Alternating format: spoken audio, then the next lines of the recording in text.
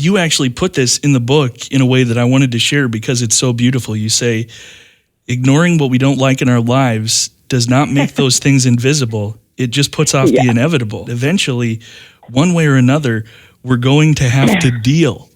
Yes. We're going to have to deal with it, and we're going to have to face it. And it's hard.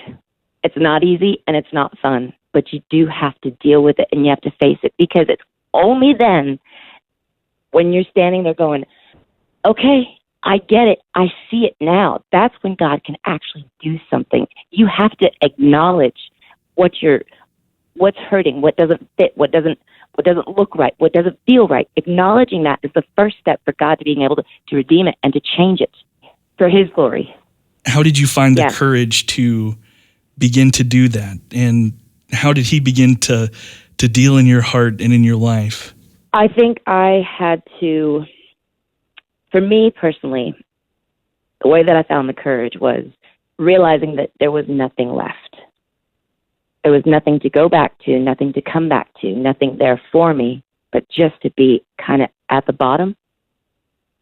Because there's only one way up after that, and that's to go back up. So I had to hit the bottom. And and God actually, He's going to use whatever He wants to do what He needs to get done. During that whole process, during that whole time frame, I'd had a polyp on my vocal cord.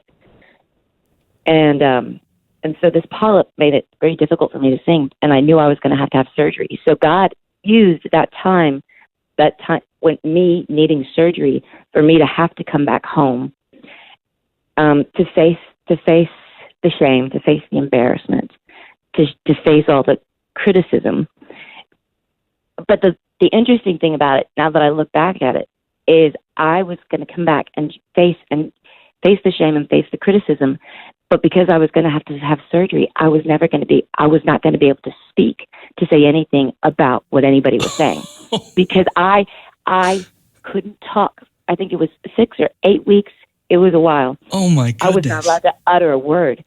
But isn't that so powerful to think of the fact that you're going to have to face something and you can't say anything?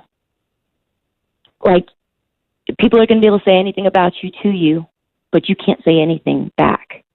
Man, God can do a lot with that.